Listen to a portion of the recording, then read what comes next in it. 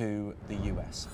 Moving on now, a ceasefire is now in place along the Thailand-Cambodia border after 5 days of heavy fighting that left at least 38 dead, mostly civilians, and displaced over 300,000 people.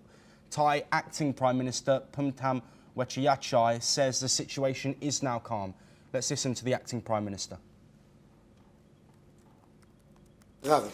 ครั้งนี้ที่เรามาแล้วเราได้คุยเนี่ยคิดว่าความสำเร็จที่เกิดขึ้นก็คือประชาคมโลกเขาเข้าใจเรานะครับแล้วรู้ว่าเราเป็นฝ่ายที่ถูกกระทำนะครับโดยที่เราได้พยายามจะแสวงหาสันติวิธีหาวิธีการในการที่จะทำให้เกิดขึ้นผลประโยชน์ที่เกิดขึ้นผลที่เกิดขึ้นตามกฎหมายนะครับ Meanwhile, Thai army has accused Cambodia of violating a ceasefire hours after it began, claiming cross-border attacks continued despite Monday's peace deal.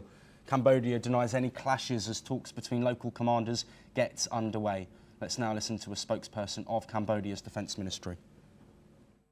ពីមានលទ្ធផលនៃកិច្ចប្រជុំបទឈប់បាញ់ជាបន្ទាន់នឹងគ្មានលក្ខខណ្ឌដែលមានប្រសិទ្ធភាពចាប់ពីម៉ោង24ម៉ោងនៅក្នុងតំបន់ថ្ងៃទី28ខែកក្កដាឆ្នាំ2025នេះគឺជាជំហានដំបូងនៃការឈ្មោះទៅរកការកាត់បន្ថយអរិភាពនិងស្ដារឡើងវិញនៅសន្តិភាពនិងសន្តិសុខជាលទ្ធផលវិជ្ជមាននៅតាមយុទ្ធភូមិភាគទាំងអស់មិនមានការផ្ទុះអាវុធដាក់គ្នា Well, meanwhile, the breakthrough came after diplomatic pressure from Malaysian Prime Minister Anwar Ibrahim and US President Donald Trump, who warned that trade talks would be put on hold if the violence continued. Tariff talks are now expected to resume as both nations face a 36% US duty on exports. Well, with us once again, Dr. Ajay Dua, a geopolitical expert. Thank you for staying with us on the programme, Dr. Dua.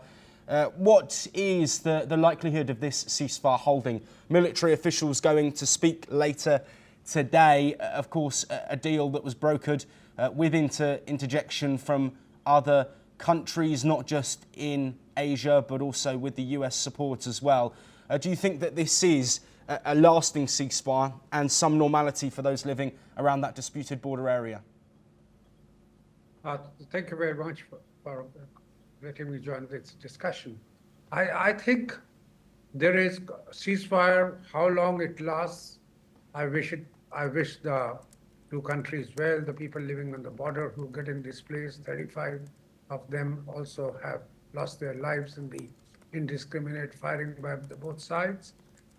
The history of this dispute is over what we will call, what I like to call, the ownership of a sect of Buddhism, Theravada Buddhism.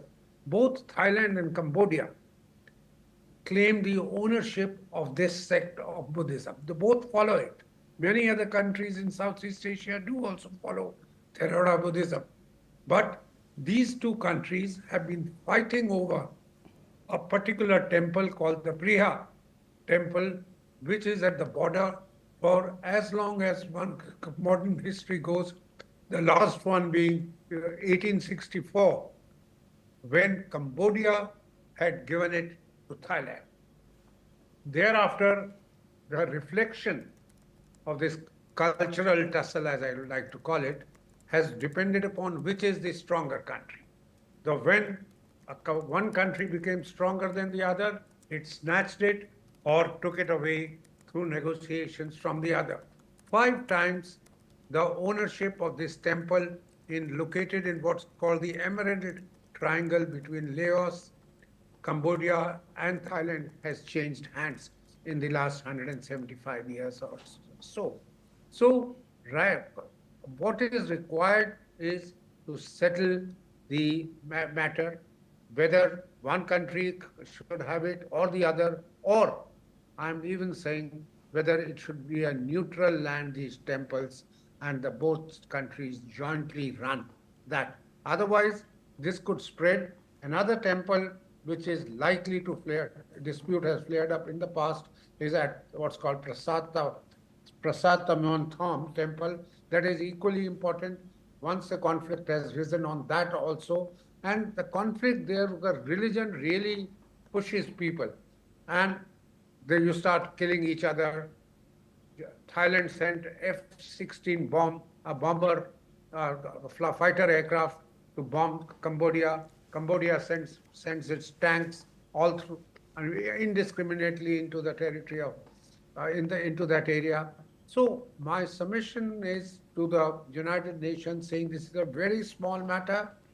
Right now, Anwar Ibrahim, the Prime Minister of Malaysia, may have taken the initiative, got the two Prime Ministers to come yesterday to Kuala Lumpur and settle it. But once for all, this matters. It is not a question of being a very large area or a very prosperous area, heavily populated by, some call themselves Thai, the others Cambodian, but it does require outside intervention because the past bilateral negotiations have just been reflected by who's the stronger one.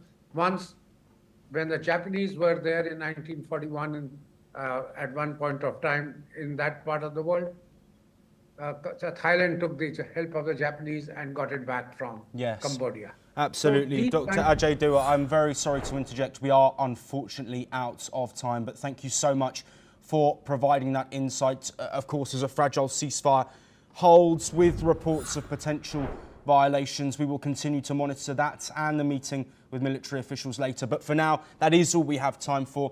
Make sure you stay tuned here on NewsX World for